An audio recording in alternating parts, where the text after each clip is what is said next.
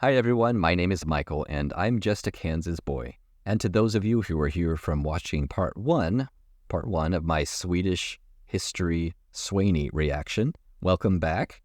And if you haven't seen that, I will put a link to that first video in the description. Now, we learned about the Vikings and we learned about the very complex political history, and we had just ended with the Sweden had won its independence from the Kalmar Union. And so that's where we're going to jump in. As always, if you've got any thoughts, any comments, clarifications, please drop them in the comments, and let's go. With its newfound freedom, Sweden could now finally return to its old plan of becoming the master of the Baltic. But this got off to a rough start during the Northern Seven Years' War.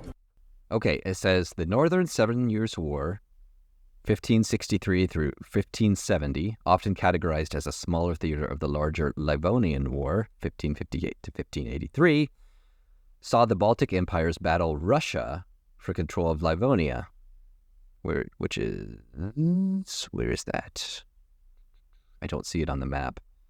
So alliances often shifted based on temporary mutual benefit. A lot of moving around. The situation was complicated by King Eric XVI's deteriorating mental illness. All of its neighbors joined forces against them, and after 7 years, no surprise there, it resulted in status quo antebellum, which is Latin for "we're all tired, let's go home."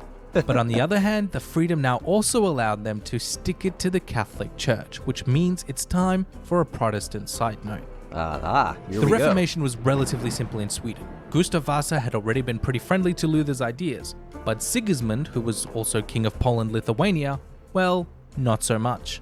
Sigismund was basically a Catholic despot who cracked down heavily on Protestants in both of his realms, which led Gustav's grandson, Duke Karl, a devout Protestant, to overthrow his nephew in 1599. Wow. Okay. That says the war against Sigismund, 1598, was not as decisive as Karl IX had hoped.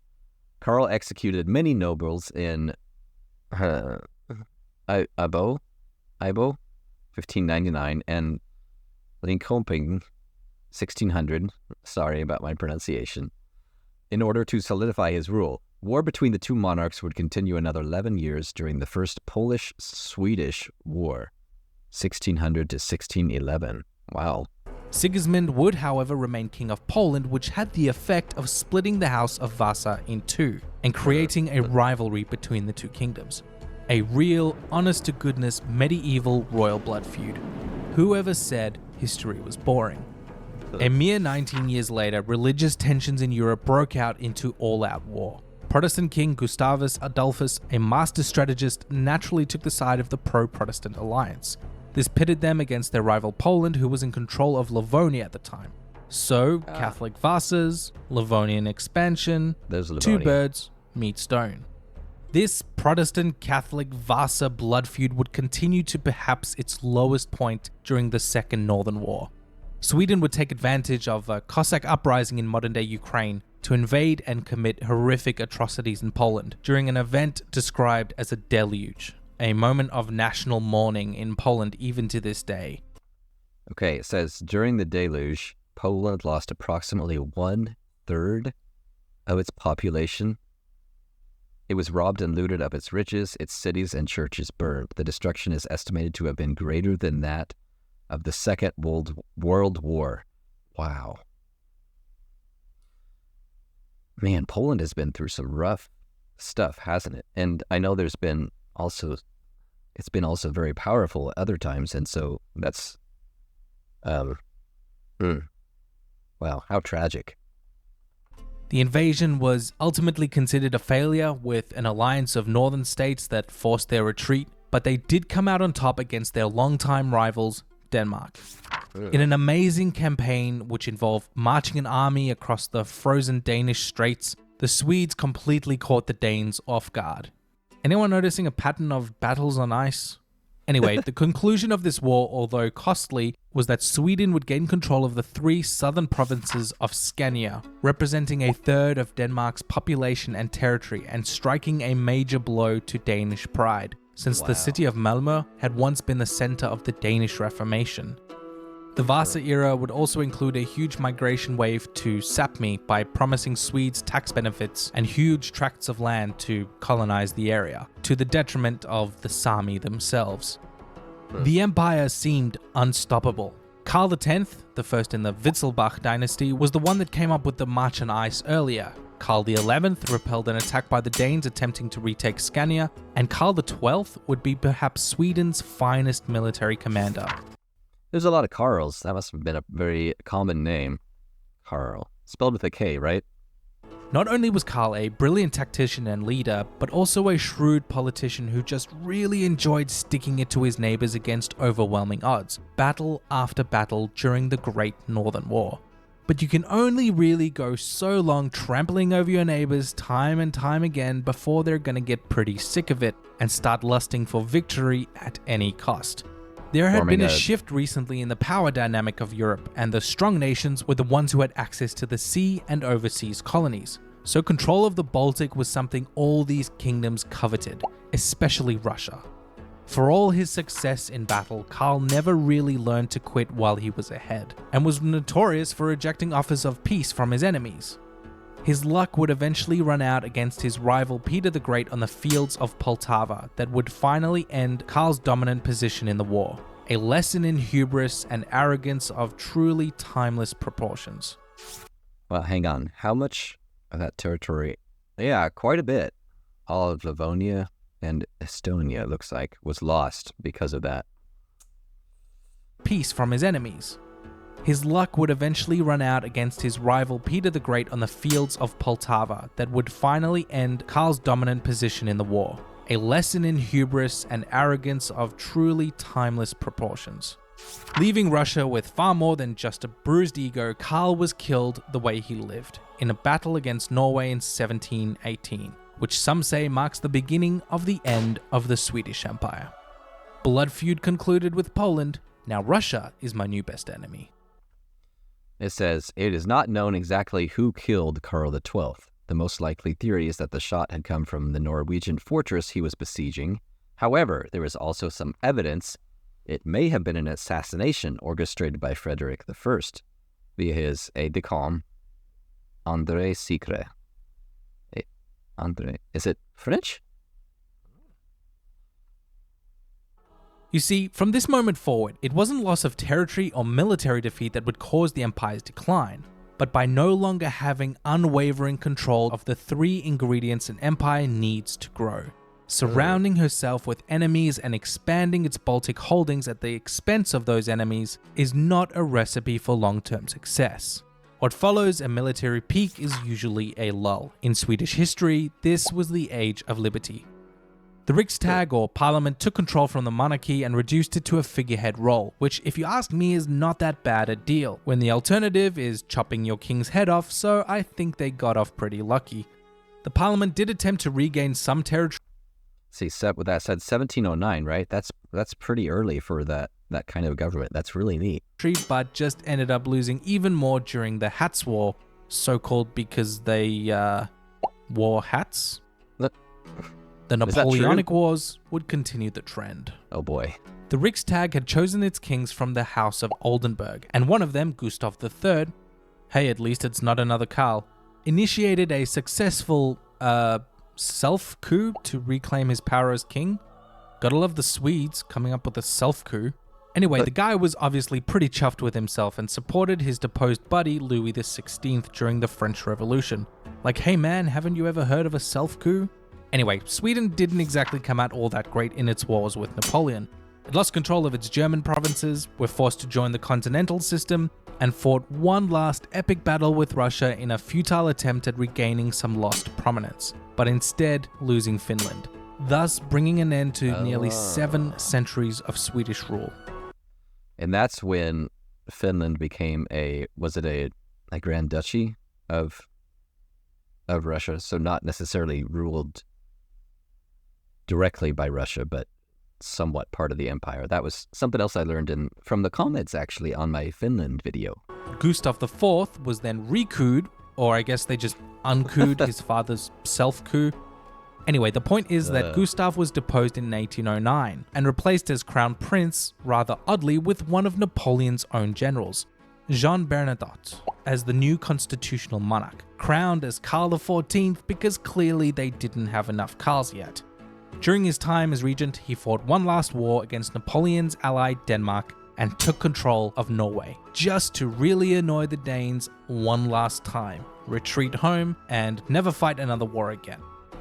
No, seriously, they were done with war. They didn't even try stopping Norway from leaving in 1905. They just basically didn't want Denmark to have it. Gotta love a sibling rivalry. Sweden joined the handful of countries that became neutral nations in the 20th century, preferring diplomacy to conflict, which meant it was kept out of both world wars.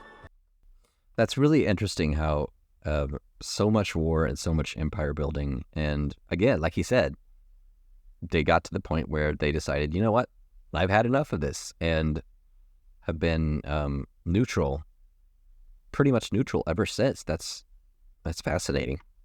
It became a regulated, industrial, and export nation, which was a bit easier when all of its neighbors were off killing one another, but also suffered a great famine in 1867, which may have helped spur the creation of a more humanist-centric economy. The government took on a role of caretaker, providing for citizens in times of need, such as the early unemployment that resulted from industrialization and the effects of the Great Depression. Okay, so I can see how the move away from external expansion and external wars and things like that, and then some of these internal events that happened. 1867, that's pretty early to start that. What is it? I know some Finnish people were commenting on my video and saying social democracy is the kind of what they would call the form of government. Is that similar for Sweden? Its importance as a trade partner with Nazi Germany also may have kept it out of Hitler's crosshairs, since it was basically surrounded anyway and therefore not much of a threat. Hang on, let me read that.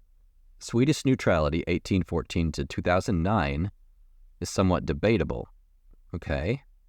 Her official stance of armed neutrality did see some conflict during the invasion of Öland during the First World War, 1918, and it allowed the logistical movement of the German Wehrmacht through its territory during the Second, causing the Midsummer Crisis. Sweden's intelligence service worked with the United States during the Cold War, and although not being part of NATO, the Forsvarsmakten have cooperated with it on some occasions. Hitler's crosshairs, since it was basically surrounded anyway and therefore not much of a threat. The newly democratic nation wasn't without its own troubles with the far right. Heavily influenced by Italian fascism and later the German Third Reich, small movements sprang up in the form of local fascist or even outright domestic Nazi political parties. Although being plagued with infighting and internal power struggles, they still managed to maintain strong ties to its fascist counterparts down south, even to the monarch, King Gustav V, and its ideas would have a lasting impact long after its subsequent parties were disbanded, mostly due to failing elections. But what about today? Fascism has seen a worrying resurgence in the modern era after decades of living as a dormant pathogen within modern society, which is extensively covered in the Nebula original series The New F Word by fellow creator Second Thought. The series, which is available right now on Nebula, delves into the origins of the... I will let this play since it's the creator's video, and I want to be respectful of their support that they need. So I will let it play, but I will put a chapter in the description if you want to skip ahead to the next part. New global fascist movements, and why a mere couple of generations of separation from its destructive ideas has made it increasingly difficult to identify and even easy to ignore. But what, you may ask, is Nebula? Well, we as creators teamed up to build our own streaming service, free from ads, sponsor reads like this one, and YouTube's heavy-handed demonetization policies that make videos like these risky. YouTube tends to reward safe content, which for creators covering history and politics makes us weary of covering some very important topics for fear of being age-restricted, demonetized, or even censored. But Nebula is a platform for creators by creators, where we don't have to worry about those things, because there is no content algorithm and there is no demonetization. And you can watch my videos there without any ads, as well as loads of other Nebula originals like the new F Word, for free by signing up to CuriosityStream. CuriosityStream is another platform which creates and hosts thousands of high-budget non-fiction series and documentaries with topics on just about everything. CuriosityStream believes in Nebula so much that we've worked out a deal with them to get both streaming services bundled together. By signing up for CuriosityStream, you'll pay just $14.79, lower than their basic price, for an entire year of CuriosityStream membership and get Nebula thrown in absolutely free. It really is just as simple as that. Just 2 high-quality streaming services for you to begin watching by using my link at curiositystream.com/SUIBHNE. Once you're done checking out Nebula, why not head over to CuriosityStream and watch the 4-part series, The Vikings, an amazingly well-produced documentary covering the origins of the Vikings, from their religion and society to their weapons and tactics, and why the Vikings have left such a strong imprint on our history books as well as our pop culture. You'll not only get both of these streaming platforms by using my link, but also be helping out this channel to make better and more content in the future. So check out that link in the description and start watching today. Sweden during the war period is certainly one of history's more interesting enigmas. She is one of the few nations to have actually benefited from the conflict, and was one of the first countries in the world to build a modern, socialized democracy. There it is, social democracy. Or you said socialized. I don't know if that's the same thing or if that's slightly different, but how do you pronounce that? That is quite a mouthful, it looks like to me. Its labor movement gained a lot of momentum, and its human-centered policies became very popular, forging what is now known as the welfare state, which aims to prioritize its citizens' health, work, and happiness in its policy decisions. Probably don't need to tell you that this was quite uncommon during the Cold War. As for the Sami, who still represented a significant minority in the north, successive waves of cultural and linguistic suppression in the 18th and 19th century has today given way to efforts in revitalization, also underway in other parts of Sapmi. But if you... Yeah, oops, sorry, I cut him off. Yeah, I watched a video about the Sami, and they talked about that a little bit, which is really cool, really exciting. It's great to see them honoring that culture and to have it coming back. To efforts in revitalization, also underway in other parts of Sapmi. But if you'd like to know more, I'd really recommend my internet friend Cogito's video on this subject. Like with many minority groups, the Sami were subject to antiquated race science and atrocities committed against them, and it's really worth being educated on. Sweden is no longer an empire. Although they are among the few nations to have kept their monarch, power resides wholly in the constitution, with the royal family remaining as symbolic figureheads. And I didn't know that they still had a monarchy. What? Cool.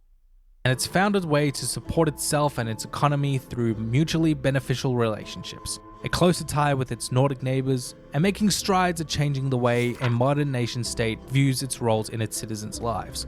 Mastering the 3 ingredients of empire, it seems, is a good way to becoming the flat-pack furniture capital of the world. They can still keep the herring, though. No lutefisk? Nope, guess not. Well, thank you all for watching. Again, these videos take a really long time to make, so if it's in your ability to do so, you can support the channel on Patreon, or you can buy something from the merch store. They'll all be listed below. Just want to say a special shout out to my patrons. I really appreciate the support. I wouldn't be able to do this without your support. I've got a few other projects in the works. Maybe one of them will be done by this point. I'm not sure yet, but keep on the lookout for that as well. You can follow me on Twitter or Reddit to find out more. Alright guys, until next time. Okay, wow, that was really interesting.